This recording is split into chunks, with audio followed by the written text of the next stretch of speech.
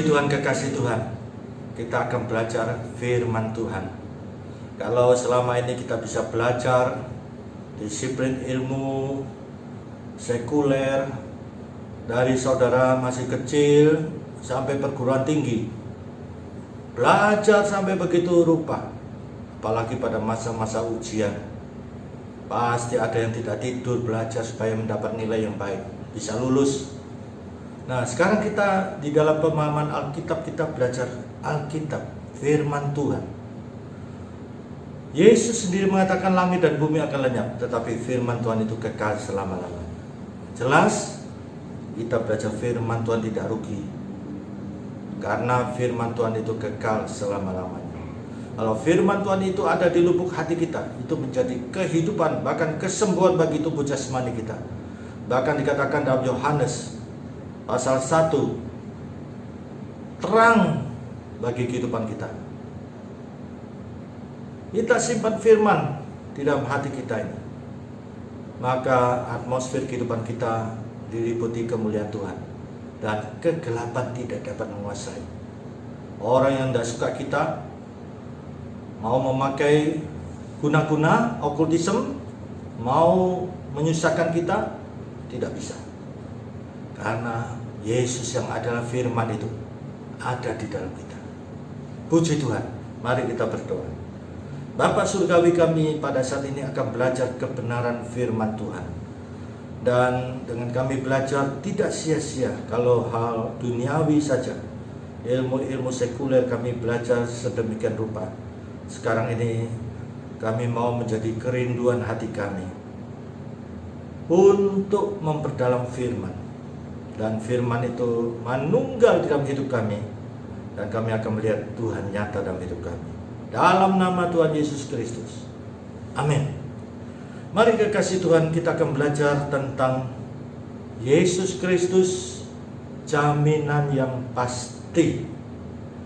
Kita membaca di dalam Injil Yohanes pasal 21 ayat 1 sampai dengan ayat 14. Yohanes pasal 21 ayat 1 sampai dengan 14. Demikian firman Tuhan. Yesus menampakkan diri kepada murid-muridnya di pantai Danau Tiberias. Kemudian Yesus menampakkan diri lagi kepada murid-muridnya di pantai Danau Tiberias. Dan ia menampakkan diri sebagai berikut. Di pantai itu berkumpul Simon Petrus, Thomas yang disebut Didimus, Nathanael dari Kana yang di Galilea, anak-anak Zebedius, dan 2 orang muridnya yang lain. Kata Simon Petrus kepada mereka, "Aku pergi menangkap ikan." Kata mereka kepadanya, "Kami pergi juga dengan engkau." Mereka berangkat lalu naik ke perahu, tetapi malam itu mereka tidak menangkap apa-apa. Perhatikan baik-baik. Malam itu mereka tidak menangkap apa-apa. Ketika hari mulai siang, Yesus berdiri di pantai. Akan tetapi murid-murid itu tidak tahu bahwa itu adalah Yesus. Kata Yesus kepada mereka, "Hai anak-anak, adakah kamu mempunyai lauk pauk?" Jawab mereka, "Tidak ada."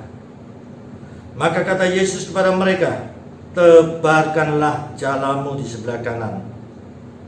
Perhatikan, kata Yesus kepada mereka. Kata Yesus kepada mereka, kepada murid-murid ini, "Tebarkanlah jalamu di sebelah kanan perahu." Di sebelah kanan perahu, maka akan kamu peroleh. Lalu mereka menebarkannya dan mereka tidak dapat menariknya lagi karena banyaknya ikan. Maka murid yang dikasihi Yesus itu berkata kepada Petrus, "Itu Tuhan." Ketika Petrus mendengar bahwa itu adalah Tuhan, maka ia mengenakan pakaiannya, sebab ia tidak berpakaian, lalu terjun ke dalam danau. Murid-murid yang lain datang dengan perahu karena mereka tidak jauh dari darat, hanya kira-kira 200 hasta saja. dan mereka menghela jala yang penuh ikan itu. Ketika mereka tiba di darat, mereka melihat api arang dan di atasnya ikan dan roti. Kata Yesus kepada mereka, bawalah beberapa ikan yang baru kamu tangkap itu. Simon Petrus naik ke perahu lalu menghela jala itu ke darat, penuh ikan-ikan besar. Perhatikan, penuh ikan-ikan besar, 153 ekor banyaknya. 153 ekor banyaknya. Dan sungguh pun sebanyak itu, jala itu tidak koyak. Kata Yesus kepada mereka, marilah dan sarapanlah. Tidak ada di antara murid-murid itu berani bertanya kepadanya, siapakah engkau? Sebab mereka tahu bahwa ia adalah Tuhan.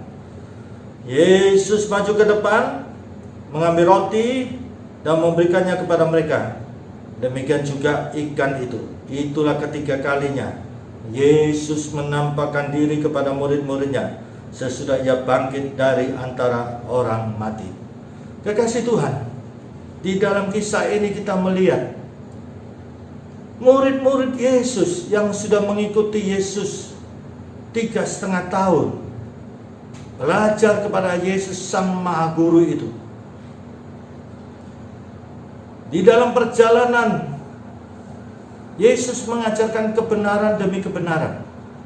Apa yang dijumpai itu menjadi titik tolak Yesus mengajarkan suatu kebenaran. Kebenaran firman Tuhan. Dan murid-murid sudah melihat tanda-tanda heran, mujizat demi mujizat.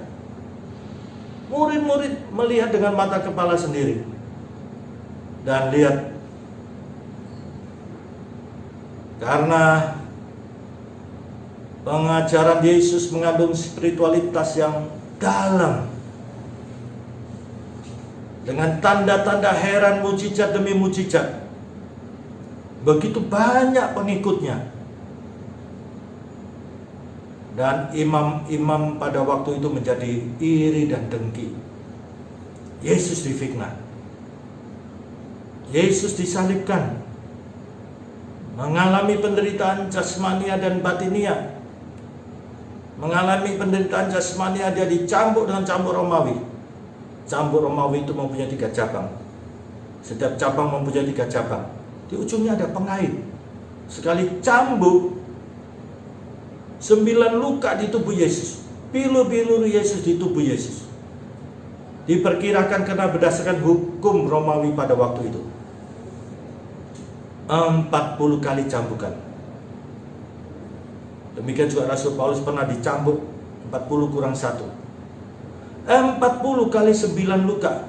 Lihat, 40 kali 9, 360 luka di tubuh Yesus. Belum lagi mahkota yang dibentuk dari duri-duri yang tajam itu, ditancapkan di kepala Yesus. Tangan kakinya dipaku. Sedemikian rupa penderitaan jasmania Yesus.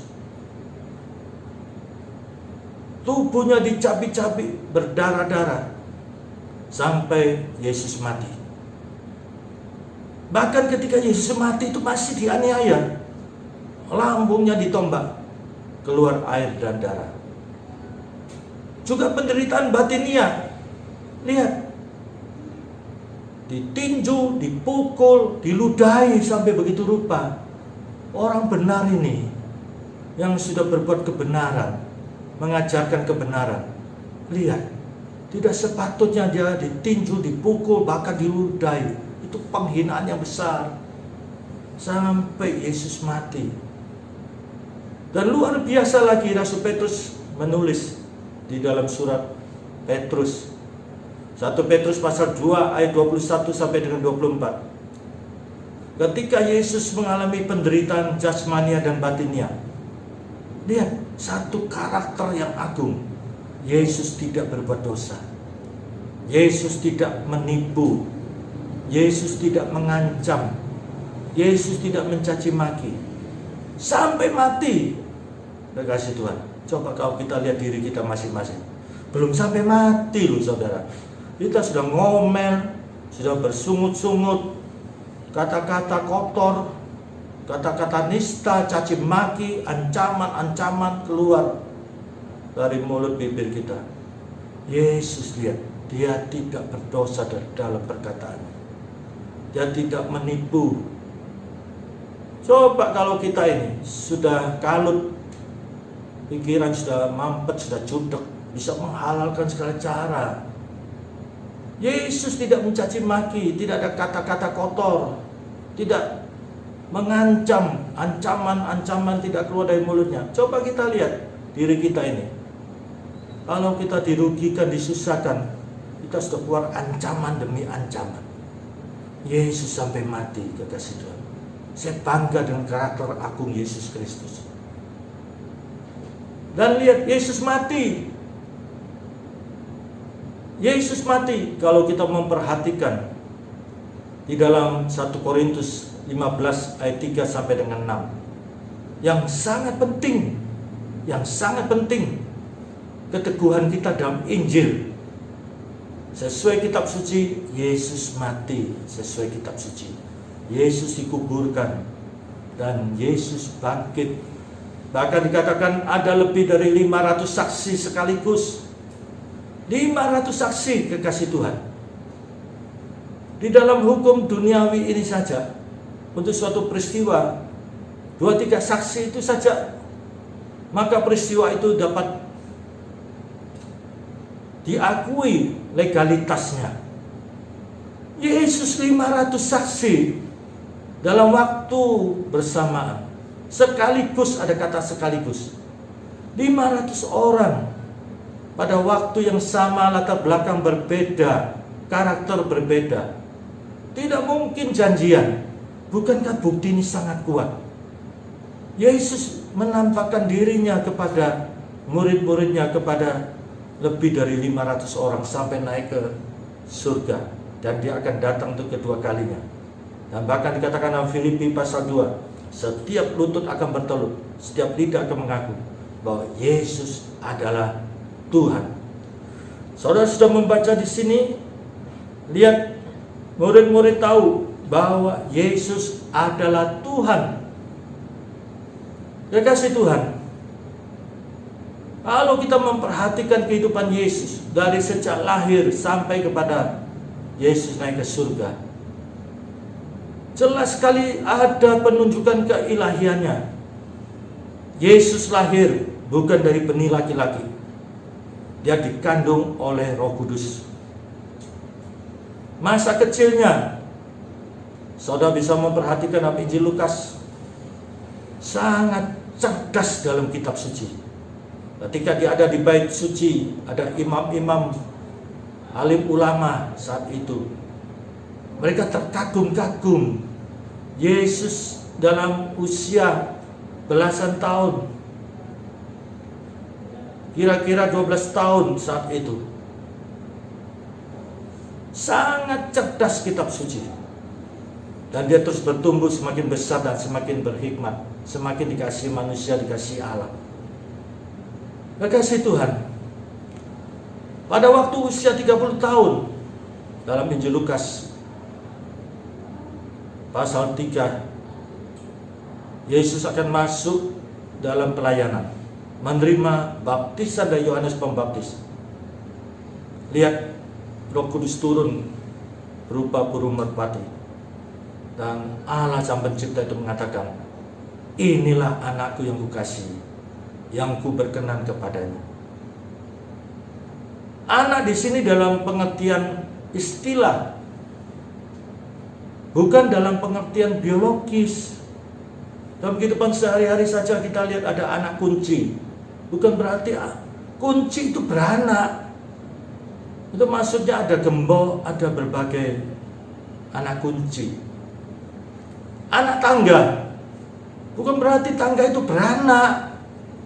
Bagaimana sih kok bisa berpikir anak itu selalu biologis? Menunjukkan bahwa tangga itu ada tahapan demi tahapan. Nah, ditunjukkan di dalam kebenaran firman bahwa Yesus itu berasal dari surga. Dia turun. Dia adalah Allah itu sendiri, turun menjadi manusia. inkarnasi, kalam Allah itu menjadi manusia. Dan cara kenosis, mengosongkan diri. Allah yang sang pencipta itu, ya, Allah yang tidak terbatas, arti dari kenosis ini membatasi diri menjadi manusia. Kok bisa? Ya bisa saja, dia sang pencipta. Dia bisa menciptakan manusia. Dalam Kejadian pasal 1 dikatakan apa? Amat baik. Masa dia menjadi manusia kejadian? Tidak. Dia berasal dari surga, maka dia tahu jalan ke surga. Saya bangga dengan Yesus Kristus. Dia berasal dari surga, dia tahu jalan ke surga. Dan ketika dia di dalam karya yang agung, pengorbanannya di kayu salib, Yesus mati. Yesus mati ini untuk merasakan, mengalami kematian, bukan slogan. Bukankah kita semua nantinya akan mati? Tubuh kita menjadi jasad, masuk ke dalam peti, ya, dimakamkan di sebidang tanah 1 kali 2 meter. Bukankah bagi manusia kita semuanya, kematian itu ada sesuatu yang bagi orang-orang tertentu itu menakutkan, mengerikan. Sampai kalau berbicara kematian, tabu. Mereka tidak mau mendengar tentang kematian. Bahkan simbol-simbol kematian jangan sampai ada di sekitar mereka, di rumah mereka. Padahal manusia harus mati. Berapa sih umur kita? Hanya sementara, sekian tahun saja. Kita harus menghadapi kenyataan kematian itu. Puji Tuhan, Yesus Kristus sudah mengalami kematian itu. Ini esensi iman Kristen, kematian dan kebangkitan. Dengan Yesus bangkit, ada lebih 500 saksi. Disinilah menunjukkan Yesus sudah mengalahkan maut. Yesus sudah mengalahkan maut. Di dalam 1 Korintus pasal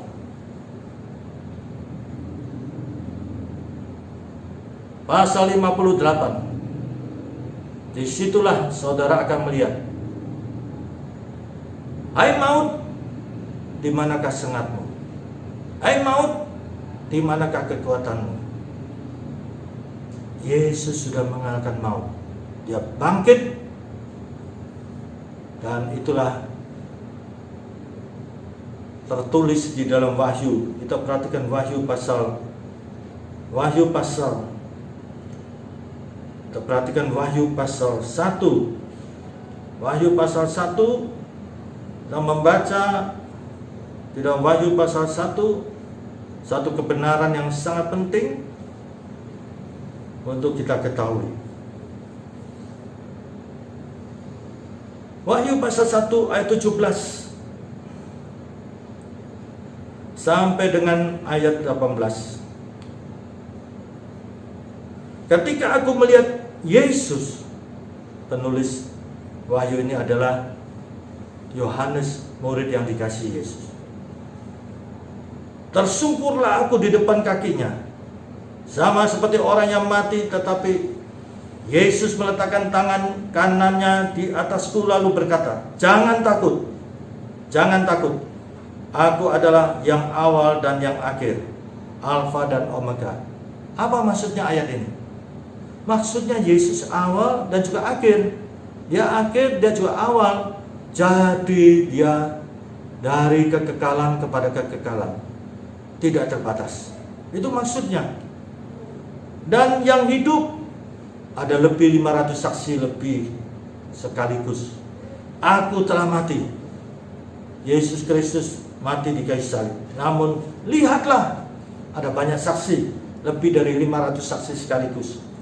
Aku hidup sampai selama-lamanya, dan aku memegang segala kunci maut dan kerajaan maut. Di sini kunci maut. Manusia karena dosa, kalau dosa itu belum dibereskan, maka dosa itu akibatnya adalah maut. Ada 3 bentuk maut. Maut yang pertama karena keberdosaan manusia. Dari sejak Adam dan Hawa, hubungan manusia dengan Allah terputus. Maut yang kedua manusia harus mengalami kematian jasmani ini. Maut yang ketiga, yaitu kematian selama-lamanya di neraka. Api yang tidak pernah padam, ulat-ulat, cacing-cacing yang tidak pernah mati. Sekali masuk siksaan itu kekal, tidak bisa keluar. Ini, jangan sampai kita masuk di dalam maut yang ketiga ini.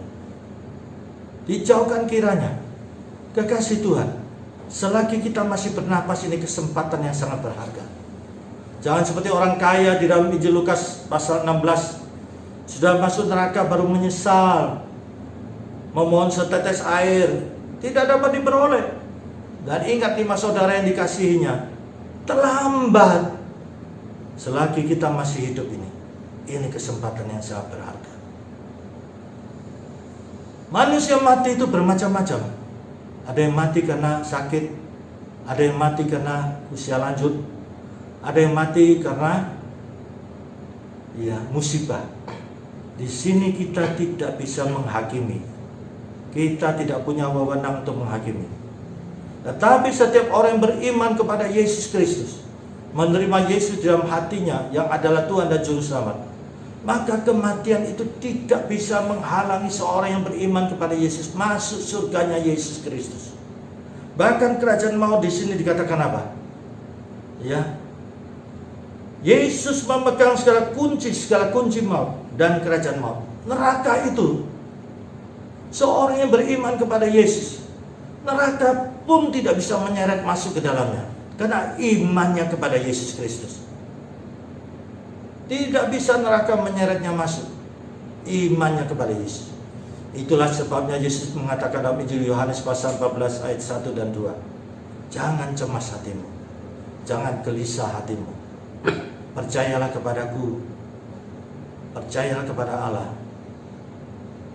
Aku menyediakan tempat surga yang indah. Saya bangga dengan surganya Yesus. Surga yang suci, yang kudus, penuh kebahagiaan sampai selama-lamanya. Kalau surga penuh dengan nafsu, lihat di dunia saja sudah memberikan contoh. Coba lihat di mana yang dikatakan ada nafsu, kebencian, sakit hati, kejahatan. Pasti tidak ada damai sejahtera, pasti tidak ada kebahagiaan di sana. Melainkan penuh dengan dendam, akar pahit, nafsu jahat, bahkan pada pembunuhan. Apakah itu surga? Kekasih Tuhan, saya bangga dengan surganya Yesus.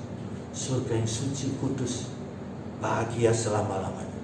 Nah, di sini saudara, dalam kisah, sebenarnya murid-murid Yesus ini harusnya sudah melihat dengan mata kepala sendiri bagaimana ajaran Yesus, spiritualitas yang amat dalam, tanda-tanda heran, tanda-tanda mujizat. Bahkan Yesus pernah membangkitkan Lazarus yang mati itu sudah berapa hari. Secara nalar logika itu sudah busuk, tapi Yesus bisa lihat Lazarus yang mati itu hidup kembali. Dan tanda-tanda mujizat yang lain, yang lumpuh berjalan, yang buta melihat, yang tuli mendengar, yang diikat setan dilepaskan. Luar biasa. Yesus yang telah dilihat oleh murid-murid itu. Lihat ketika Yesus mati dan bangkit. Di sini murid-murid ini kembali kepada pekerjaan mereka yang lama. Nah, ini kan sangat disayangkan. Mereka sudah dipanggil menjadi murid. Mereka sudah belajar kebenaran dan diteguhkan dengan tanda-tanda mujizat. Loh, kembali menjadi seperti nelayan. Semalam-malaman mereka mencari ikan sampai lihat ketika hari mulai siang. Semalam-malaman sampai begitu rupa, sampai ketika hari mulai siang, mereka tidak menangkap apa-apa. Kembali kepada urusan duniawi karena kekhawatiran. Nah, Yesus sudah mengajarkan ajaran spiritualitas yang amat dalam, tanda-tanda heran, mujizat-mujizat sudah ditunjukkan di depan mata kepala mereka sendiri. Nah, ini kekasih Tuhan, Di dalam pelajaran Alkitab ini menunjukkan, jangan sampai kita khawatir kepada Yesus Kristus. Penunjukan di sini dikatakan, lihat, ya, menunjukkan Yesus itu Tuhan. Ketika menerima baptisan, inilah anakku yang kukasihi. Yesus berasal dari surga dan dia tahu jalan ke surga.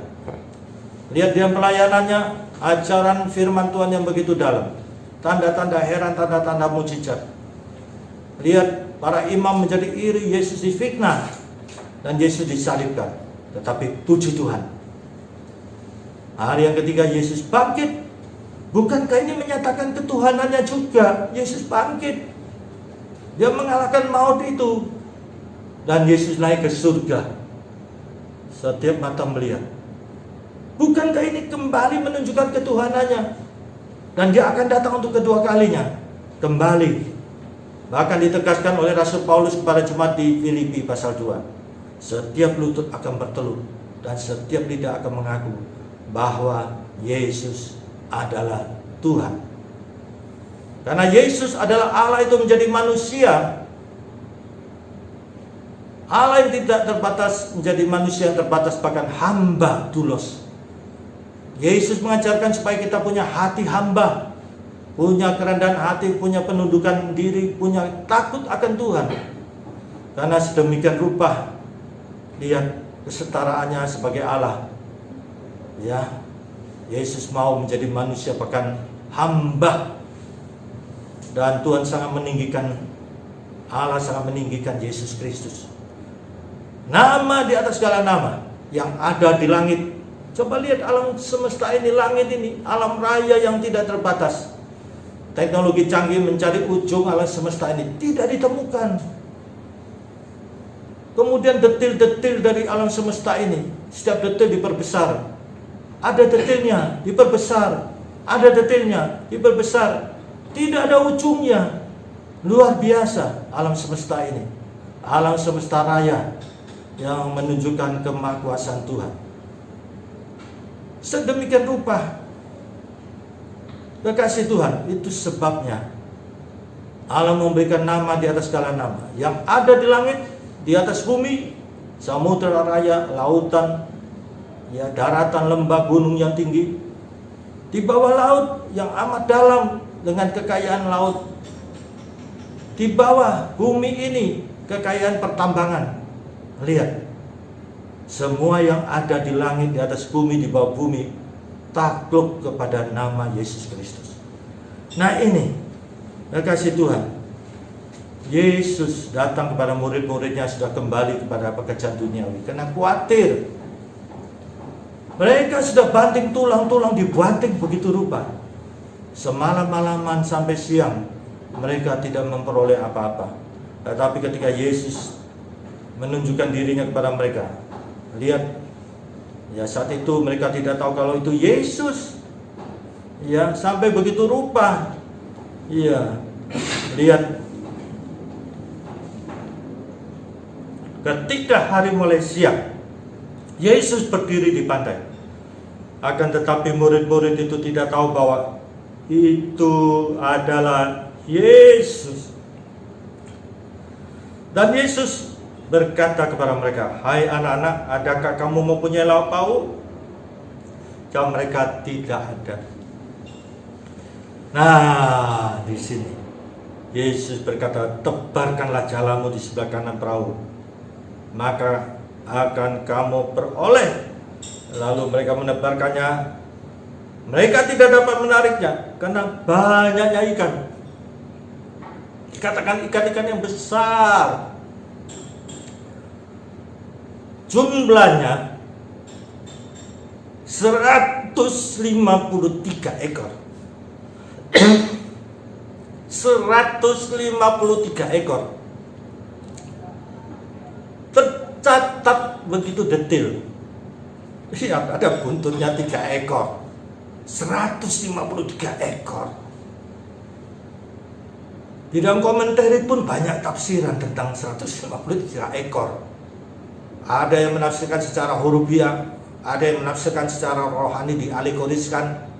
Tetapi yang jelas di sini saya mau menunjukkan kepada saudara, sampai detil jumlah itu disebutkan. Itu menunjukkan sederhana sekali. Apa yang menjadi kebutuhan hidup saudara sampai detil pun Tuhan perhatikan. Lihat ketika Yesus bertanya, ya, adakah mereka mempunyai, ya, lauk pauk? Mereka mengatakan tidak ada. Mereka tidak punya apa-apa. Tetapi lihat, ketika mereka sadar, jala itu disebarkan, diperoleh ikan yang banyak besar-besar, 153 ekor, ya. Dan saat itulah mereka sadar. Petrus berkata, "Itu Tuhan." Ketika Petrus mendengar bahwa itu adalah Tuhan, ya, saat itu yang mengatakan itu Tuhan adalah murid yang dikasihi Yesus. Itu Rasul Yohanes.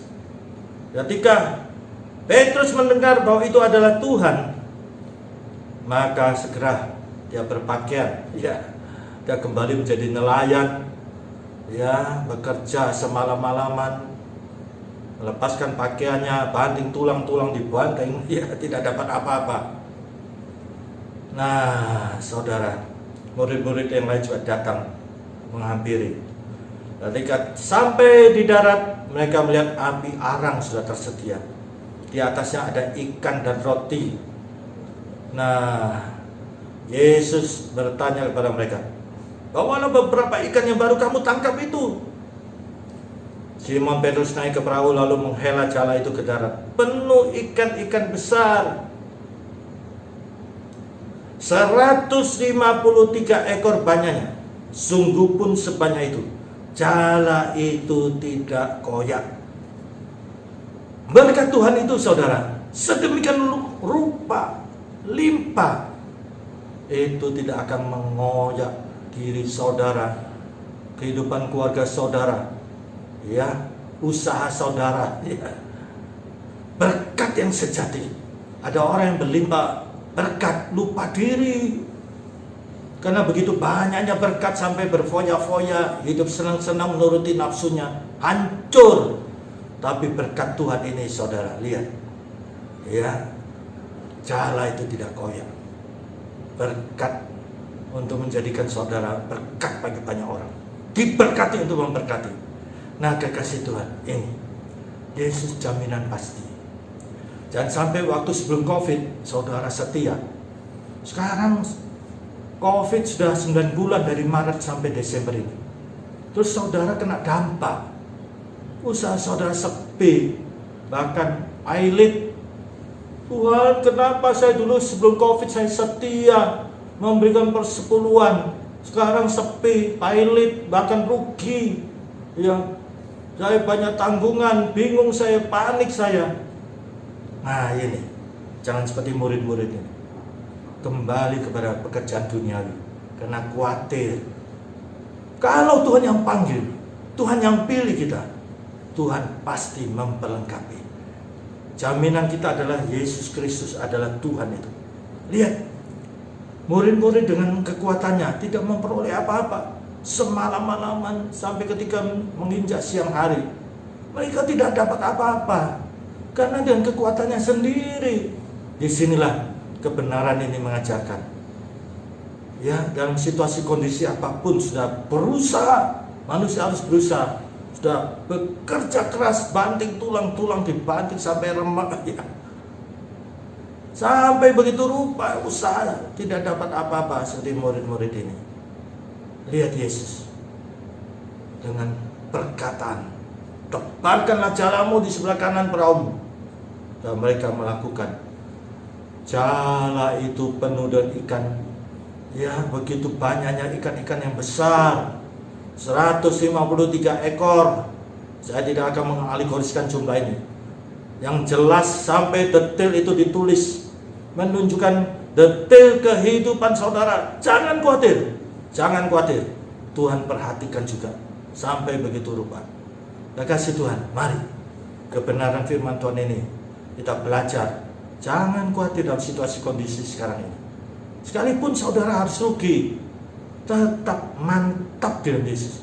Karena Dia adalah Tuhan. Ikutilah perintahnya. Ketika Yesus mengatakan tebarkan jalamu di sebelah kanan. Ketika diikuti perintah itu, lihat, melimpah ruah ikan-ikan besar sampai sedetilnya 153 ekor. Dan bahkan dikatakan kok jala itu tidak koyak. Luar biasa. Puji Tuhan. Mari kebenaran firman Tuhan menjadi pelajaran yang indah buat kita. Kita wujudkan dalam hidup sehari-hari. Jangan kita berdosa di dalam mulut perkataan kita. Jangan kita berdosa dalam pikiran, meragukan Tuhan. Jangan kita berdosa dalam hati, kecewa, tawar hati. Jangan kita berdosa dalam perbuatan. Jangan sampai diwujudkan, males aku berdoa, males aku baca Alkitab, males aku beribadah. Dijauhkan kiranya. Dalam situasi kondisi apapun, tetap mantap di dalam Yesus. Amin. Mari kita berdoa. Bapa surgawi, kami sudah belajar kebenaran firman-Mu.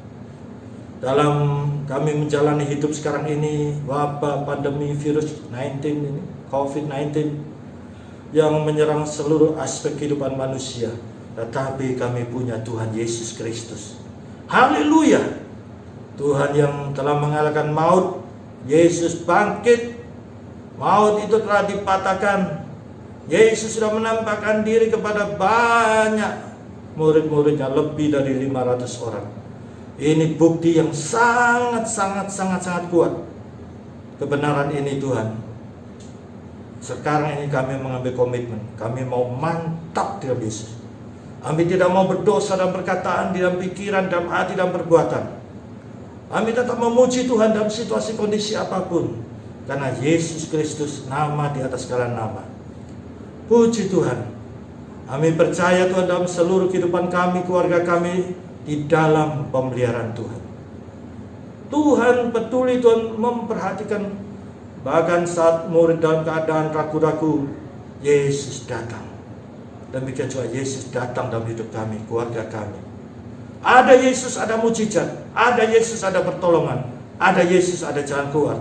Ada Yesus, ada pembelaan. Ada Yesus. Kami akan melihat mujizat demi mujizat dinyatakan. Puji Tuhan.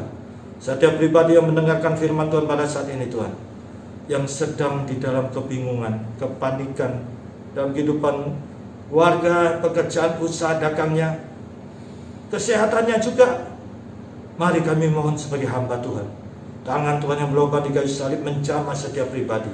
Dalam nama Tuhan Yesus Kristus. Dalam nama Tuhan Yesus Kristus. Dalam nama Tuhan Yesus Kristus. Kami percaya Tuhan. Kebenaran firman Tuhan adalah ya dan amin. Bukan slogan. Bukan kata-kata manis. Bukan kata-kata finishing yang indah-indah. Hiasan yang indah-indah. Kebenaran firman Tuhan adalah ya dan amin. Karena Yesus adalah firman itu telah menjadi manusia. Puji Tuhan. Setiap pribadi dijamah Tuhan. Bangsa negara kami Indonesia ini Tuhan. Tuhan yang berdaulat. Kami sebagai hamba Tuhan memohon belas kasihan Tuhan. Tuhan jamah setiap pribadi masyarakat bangsa negara Indonesia ini. Vaksin dapat ditemukan sehingga wabah ini bisa teratasi dan umat-Mu kembali bisa beribadah. Kami percaya Tuhan, belas kasihan Tuhan untuk bangsa negara Indonesia. NKRI tetap terjaga. NKRI harga mati. Tuhan lindungi bangsa negara ini dari perpecahan. Puji Tuhan. Tuhan memberkati Indonesia. Kasih karunia Bapa surgawi, kasih Tuhan Yesus dan persekutuan Roh Kudus menyertai saudara mulai sekarang ini sampai Maranatha Tuhan Yesus datang kembali. Dalam nama Tuhan Yesus Kristus. Amin. Puji Tuhan. Tuhan memberkati.